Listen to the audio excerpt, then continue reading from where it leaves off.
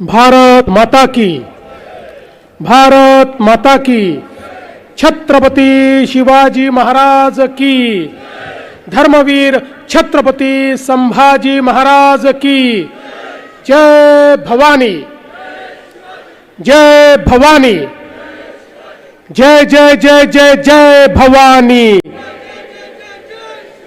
जय जय जय जय जय शिवाजी।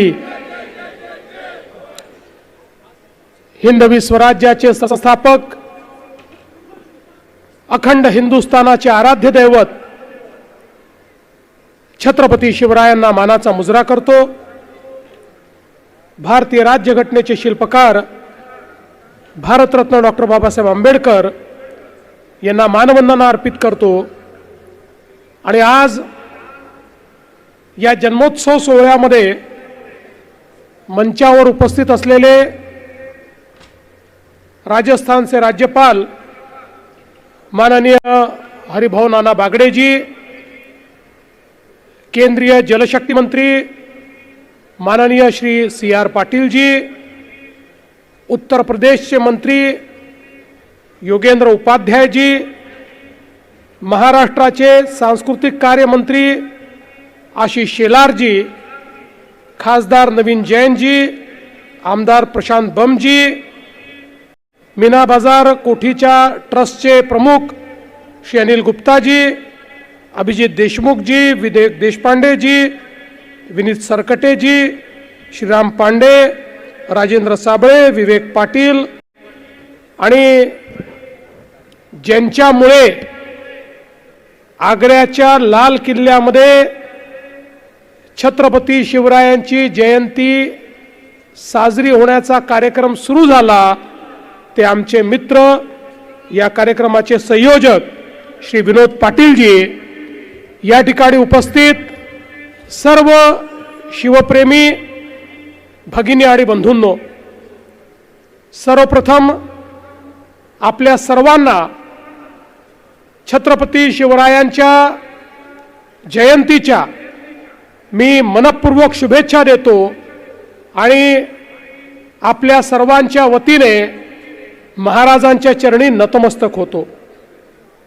मुझे बहुत खुशी है कि आगरा में फिर एक बार हम सभी लोग छत्रपति शिवाजी महाराज की जयंती मनाने के लिए एकत्रित हुए हैं। और मुझे इस बात की भी खुशी है कि पिछली जयंती पर हम सबने ये मंशा व्यक्त की थी कि जिस जगह पर हमारे छत्रपति शिवाजी महाराज को कैद में रखा गया था और जहां से गनीमी कावा का उपयोग करते हुए महाराज छूट गए थे, निकल गए थे और चले गए थे, उस जगह को एक स्मारक के रूप में हम लोग तैयार करना चाहते हैं। और मुझे बहुत खुशी है कि उस ऐलान के बाद महाराष्ट्र की सरकार की ओर से हमने भी कमेटी तैयार की, उत्तर प्रदेश की सरकार को भी हमने निवेदन किया और मैं योगी जी का आभार व्यक्त करना चाहूँगा, उपाध्याय जी का आभार व्यक्त करना चाहूँगा कि उन्होंने उसको बड़ी तत्परता के साथ अपने मंत्रिमंडल के निर्णय के माध्यम से उसका एक्विजिशन करने का निर्णय किया और अब वो कार्रवाई भी अंतिम चरणों में चल रही है। और साथ साथ वहाँ के ट्रस्ट के हमारे गुप्ता जी भी यहाँ पर आए हुए हैं, तो मेरा विश्वास है कि गुप्ता जी भी पूरे तरीके से उसमें सहयोग करेंगे। और मैं ऐसा मानता हूँ अगले वर्ष जब हम यहाँ पर आएंगे, शायद तब तक वो जगह उत्तर प्रदेश सरकार और हमारे महाराष्ट्र सरकार के साथ में मिलकर हम लोग वहां पर एक स्मारक बनाने की तैयारी कर रहे होंगे। और विनोद जी, मैं आपको ये भी बताना चाहता हूं कि आपने मांग की कि हमारे छत्रपति शिवाजी महाराज का इतिहास महाराष्ट्र में तो पढ़ाया जाता है पर देश में पढ़ाया जाना चाहिए। और ये ऐसी विडंबना थी कि जब हमारी स्वतंत्रता के बाद 7 दशकों तक हमारे केंद्र सरकार के सीबीएसई के जो सिलेबस था, जो एनसीईआरटी ने तैयार किया था, उसमें मुगल साम्राज्य के लिए 17 पन्ने दिए थे, 17 पन्ने। लेकिन छत्रपति शिवाजी महाराज और हिंदवी स्वराज्य के लिए 1 पैराग्राफ था, केवल 1 पैराग्राफ।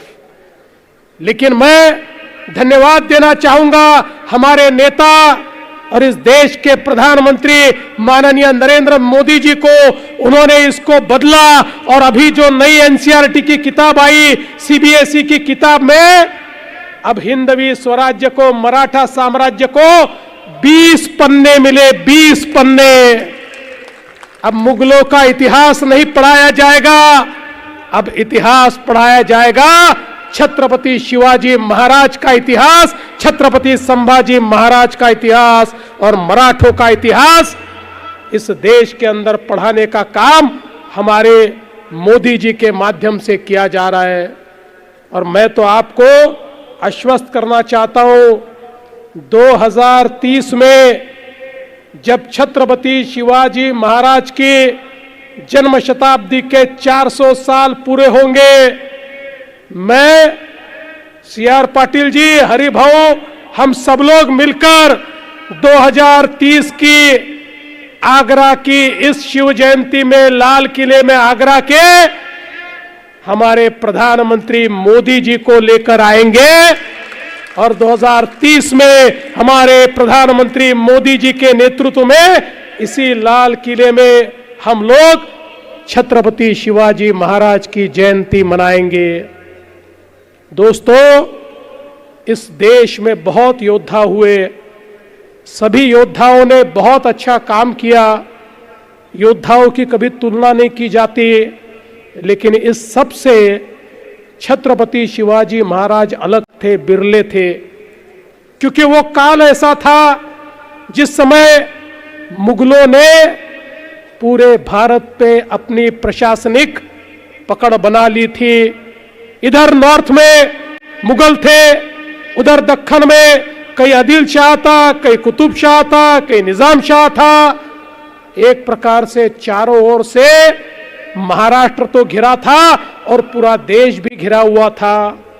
और कई सालों तक लड़ते लड़ते हमारे कई रणबांकुरे थक गए और उनमें से कई लोगों ने मुगलों के साथ समझौता कर लिया कि हमारी जनता को आप मत सताइए, हम मान लेते हैं कि आप हमारे नेता हैं, आप हमारे राजा हैं, हम आपको चौथाई देंगे और हमारा राज चलता रहेगा।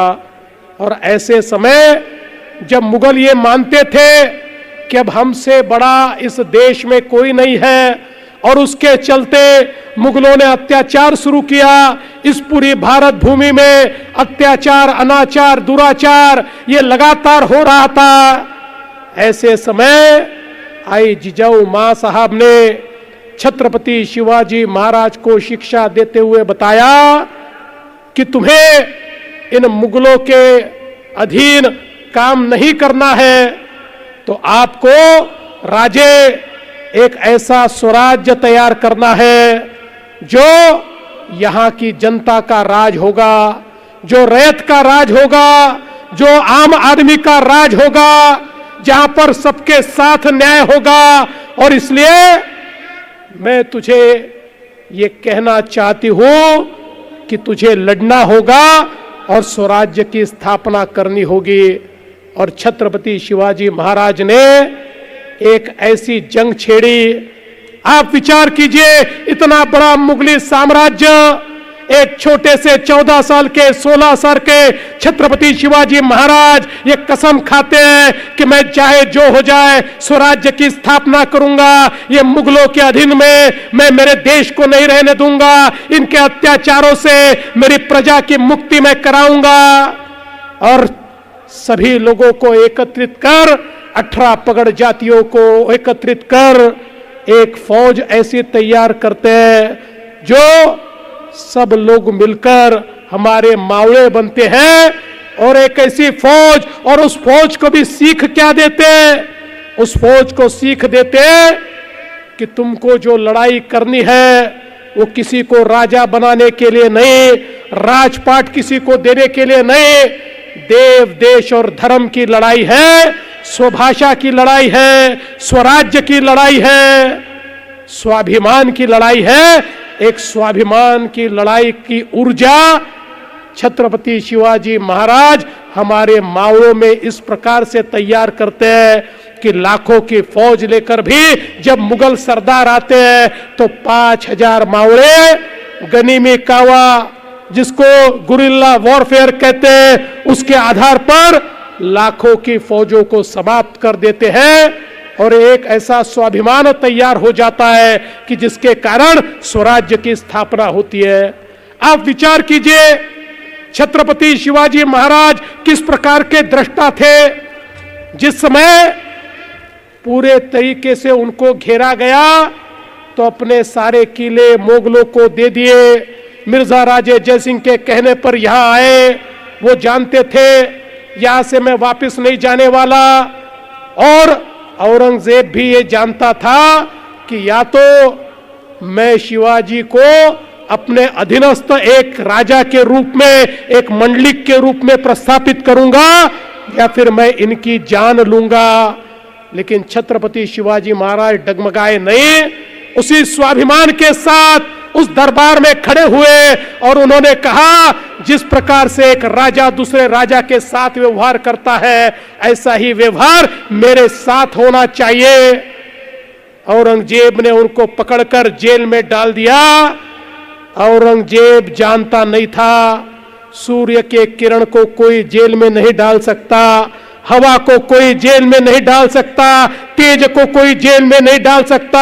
अरे हमारे छत्रपति शिवाजी महाराज सूर्य के उस किरण की तरह थे जिसको कोई रोक नहीं सकता था। कुछ समय के लिए तो अंधेरा हुआ, लेकिन उसके बाद छत्रपति शिवाजी महाराज वापिस यहां से निकले और निकलकर वापिस गए, और जाने के बाद फिर अपनी फौजों को इकट्ठा किया और जितने किले मुगलों को दिए थे हर एक किला वापिस लिया और स्वराज्य की वापिस स्थापना करके दिखाई। ये छत्रपति शिवाजी महाराज थे।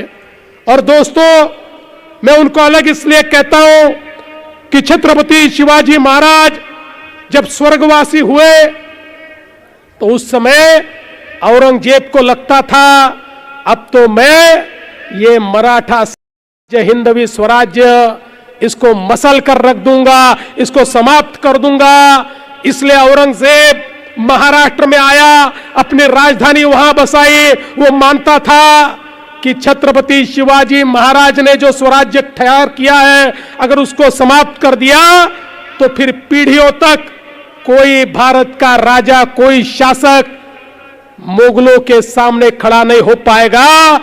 लेकिन वो जानता नहीं था छत्रपति शिवाजी महाराज ने एक ऐसी ऊर्जा का रोपण किया था कि उनके बाद धर्मवीर स्वराज्य रक्षक छत्रपति संभाजी महाराज लगातार 9 साल तक लड़ते रहे, एक भी लड़ाई नहीं हारे।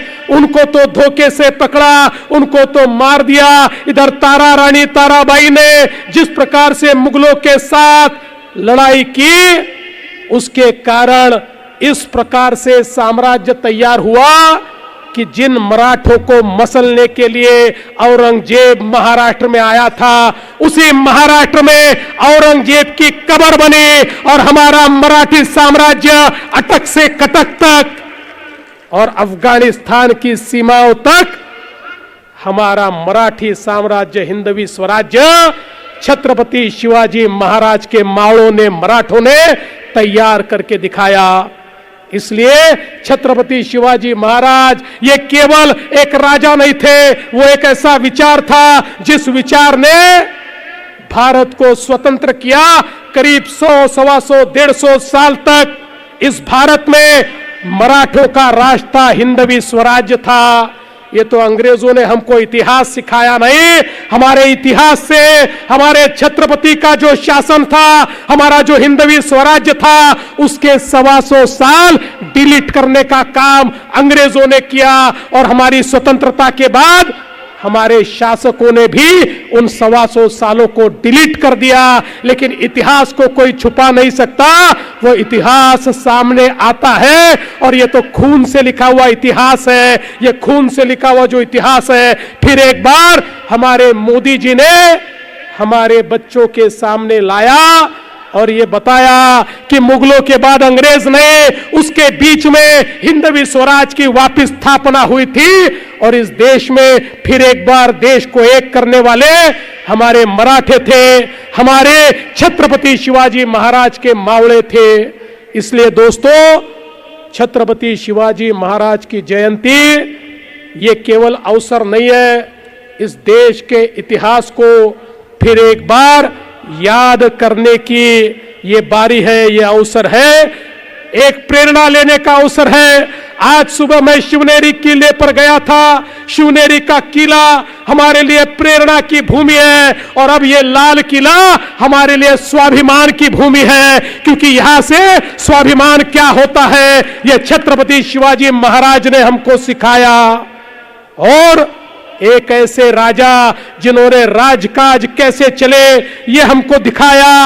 आज छत्रपति शिवाजी महाराज ने जिस प्रकार से हमारे जलदुर्ग तैयार किए, शायद अगर वो जलदुर्ग तैयार नहीं होते तो छत्रपति शिवाजी महाराज के बाद हिंदवी स्वराज नहीं होता, महाराष्ट्र में सबसे पहले पोर्चुगीजों का राज होता। लेकिन उसको समझते हुए छत्रपति शिवाजी महाराज ने पोर्चुगीजों को हराया और पूरा जो हमारा पश्चिमी किनारा है उसको जलदुर्गों से इस प्रकार से सुरक्षित किया कि जिसके कारण हम सुरक्षित रह पाए। मैं ऐसा मानता हूं, छत्रपति शिवाजी महाराज एक ऐसे राजा थे जिन्होंने पूरी दुनिया को राजकाज कैसे चलाया जाए इसका परिपाठ पढ़ाया था। मैं विनोद जी आपका बहुत बहुत आभार व्यक्त करता हूं कि आपने एक नई परंपरा का सूत्रपात किया। शायद हम लोग महाराष्ट्र में ही जयंती मनाते रहते, वैसे तो देश के हर कोने में मनती है। हमारे उपाध्याय जी आगरा में भी मनाते हैं, हमारे CR पाटिल जी सूरत में भी मनाते हैं, लेकिन आगरा के लाल किले में महाराज की जयंती मनाना, इसका एक अलग महत्व है जिसको आपने विनोद जी समझा और आपके कारण यहां पर यह शुरू हुई ये परिपाठी। और मैं आभार व्यक्त करता हूं उत्तर प्रदेश की सरकार का, हमारे योगी जी का, जिन्होंने लगातार इसमें हमको मदद की। और विशेष आभार व्यक्त करता हूं ASI का। ASI ने इस संरक्षित वास्तु में भी महाराज की इस जयंती का महत्व समझते हुए हमको यहां पर परमिशन दी और उसके कारण ये कार्यक्रम यहां पर हो रहा है। मैं विश्वास के साथ कहता हूं, यहां तो कार्यक्रम अब चलता ही रहेगा, लेकिन बहुत जल्द उत्तर प्रदेश सरकार की मदद से जहां छत्रपति शिवाजी महाराज कैद थे वहां पर भी हम कार्यक्रम करना शुरू करेंगे। यही संकल्प आज के इस मौके पर मैं लेता हूं। फिर एक बार आप सभी को छत्रपति शिवाजी महाराज के जन्मोत्सव की बहुत बहुत शुभकामनाएं देता हूं और यहां पर मुझे निमंत्रित किया इसलिए आभार व्यक्त करते हुए अपने शब्दों को विराम देता हूं। धन्यवाद। जय हिंद, जय महाराष्ट्र, छत्रपति शिवाजी महाराज की जय।